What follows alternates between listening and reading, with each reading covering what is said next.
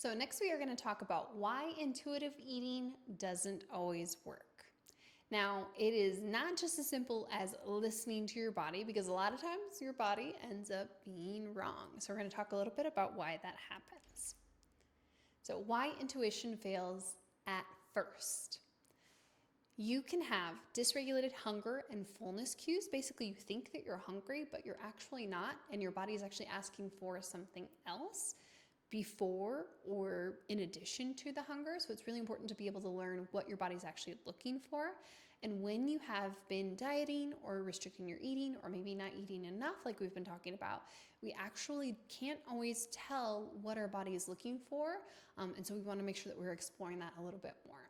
When you're under fueling, your body also has poor signals, and it just doesn't do a good job of communicating with you.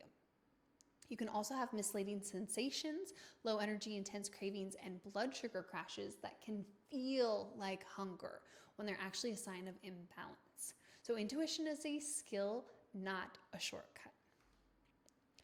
In Building University, we retrain, not reject intuitive eating. I actually do think it's a really helpful tool. I just think it's something that you have to develop over time.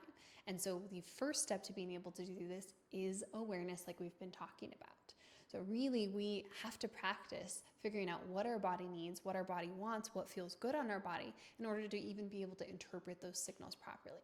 So recognizing true hunger is a very important part about that. Having those cravings whenever you feel like you need to eat something as a data point to make sure that we are listening to our body and trying to figure out and interpret properly what it's even asking for, and being able to properly identify when we are full versus when we're hungry. We talked a little bit about the purpose of meals. We're going to revisit it today. So the first one is fuel. This is something that we are using as a strategy to be able to fuel whatever we're doing, to make sure that we have enough energy for that activity. Convenience. That one bites people a lot. So you see, you smell, right? Jimmy John's free smells. You see, you smell something, you're at a fair, right? And it just feels like the thing that you should do. That might not be a hunger cue, but it might feel like a hunger cue. Nourishment, making sure that we're revisiting, or that we are thinking about what we're going to get out of our foods. And then that comfort or connection piece. Am I just going out because I'm with somebody else and we wanted to go get breakfast or dinner or whatever, but I'm not actually hungry? That's totally an option too. We want to make sure that we are building awareness and that we are not judging. Again, it's just data. If we feel those cravings, we want to make sure that we're reading them so that we can really figure out what our body is trying to tell us. Cravings and triggers. So some of the ways that we can have cravings, or some of the common triggers for cravings themselves, if you have crappy sleep or high stress, both of those again help or kind of hold on to your body's fat, so those can trigger cravings. Insufficient protein intake, or if you're not getting enough fiber or water, you can feel hungrier than you really are, and your body thinks that it needs food when it might not. If you're skipping meals, that can absolutely perpetuate cravings, because then you end up eating a lot of food. And then if we eat a lot of food at the same time, what's going to happen? That blood glucose spike, that blood glucose drop, and then we get hungry again. And it just goes up and down the roller coaster. So we want to try to minimize that as much as possible.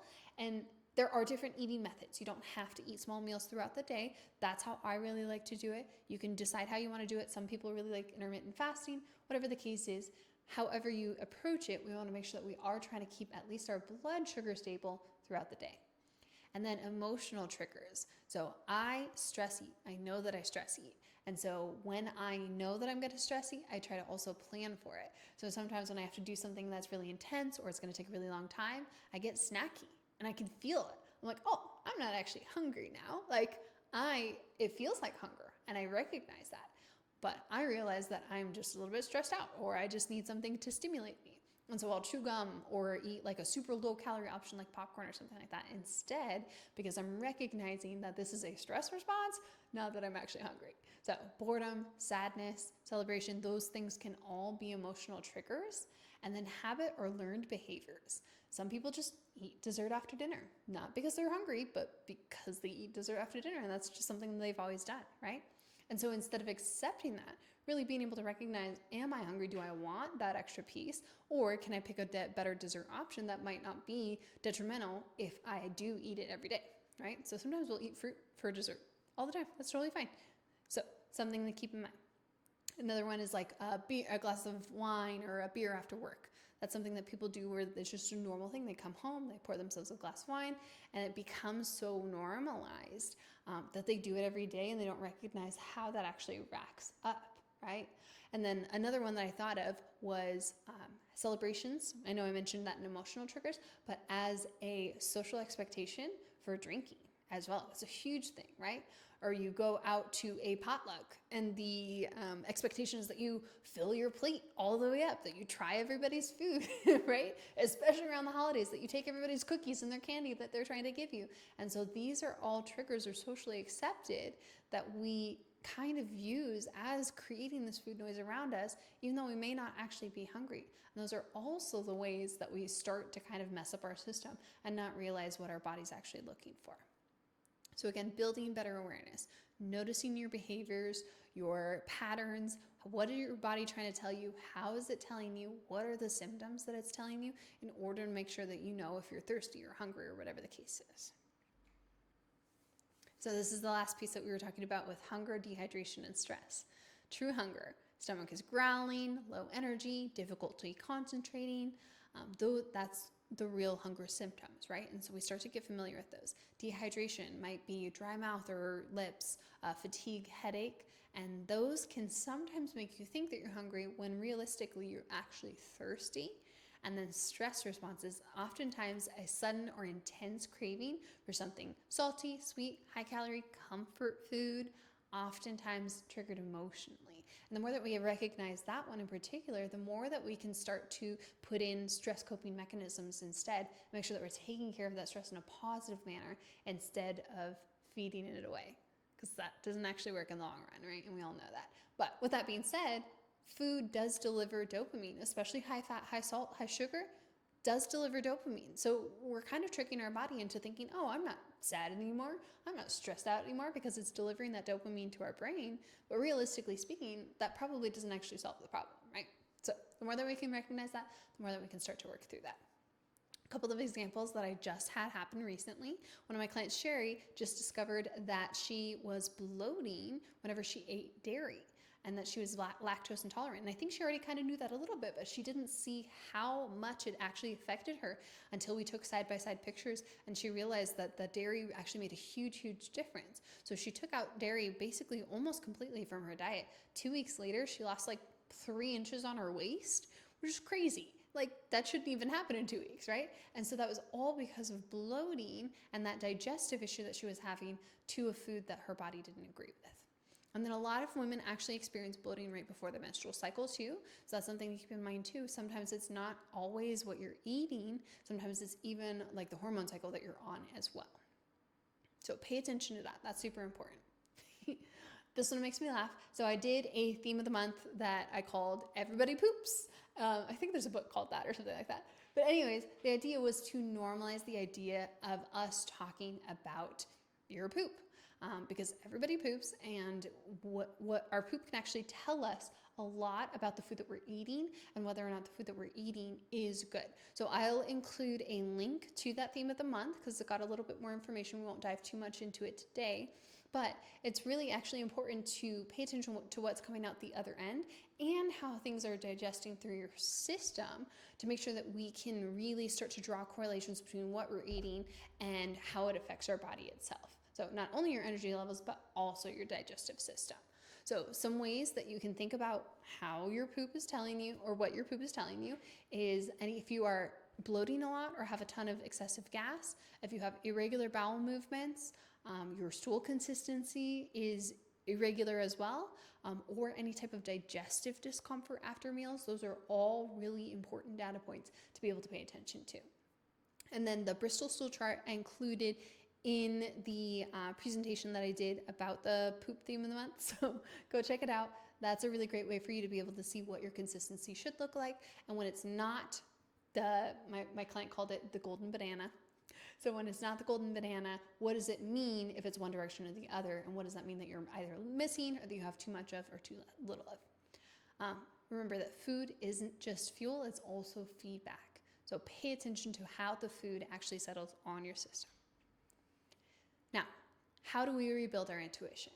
These are some ways that we can do it. Eating mindfully, slowing down, trying to chew. I think, so chewing, the word is called mastication. I think you're supposed to masticate your food like 30 times before you swallow it or something like that, which is crazy. That's a lot. With that being said, like the more that you chew it, and actually break down the food, the better it's going to process through your system. So it's not necessarily a bad thing to slow down and enjoy what you're eating. Really try to pay attention to it and enjoy the food that you're eating. Now, I'm not going to lie. We eat in front of the TV because that is our time to chill. And so we're watching a show or whatever while we're hanging out. But we also meal prep. So we already know that our portion sizes are appropriate. We know that our calories are where they need to be, etc. And so I can eat what's in that plate and not feel bad about it, not feeling like I have to go back for seconds or anything like that, because that's our portion size. So whatever version of that you want to do, just try to think about what you're eating a little bit more, and that will help with your satiety cues a little bit more as well. Journaling.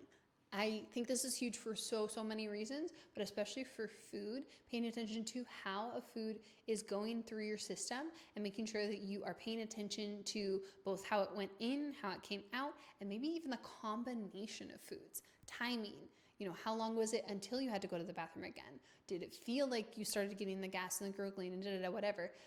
And what foods did you eat together with it and stuff like that? Because those can all make a difference. Not only the foods that you ate, but the combination of the foods. And then question your intention. Why am I eating? What is the purpose of this meal? What am I trying to get out of it? And all of these start to help you build trust and listen to your body over time. In Building University, we do food journals, we track our macros for a short period of time, and we also educate ourselves on our metabolism, why we're eating, how we can make it more efficient, what we can do to be able to make sure that we're listening to our bodies, because our ultimate goal is to get to that intuitive eating piece. We want to be able to make sure that we can listen to our bodies so that we don't have to track long term, because it's kind of exhausting, right? And then the last piece is just that it's a really structured approach. We make sure that we approach it in a way where we can feel comfortable and feel confident in the choices that we're making with our food before we take any of those tools away, or we advance to more advanced tools and start to listen to our intuition a little bit more. So our takeaway, you're not broken, you're just untrained. That's totally fine. That's where we all start. Intuition takes practice. It is a skill, and it's something that you develop through consistent awareness of the things that you're eating.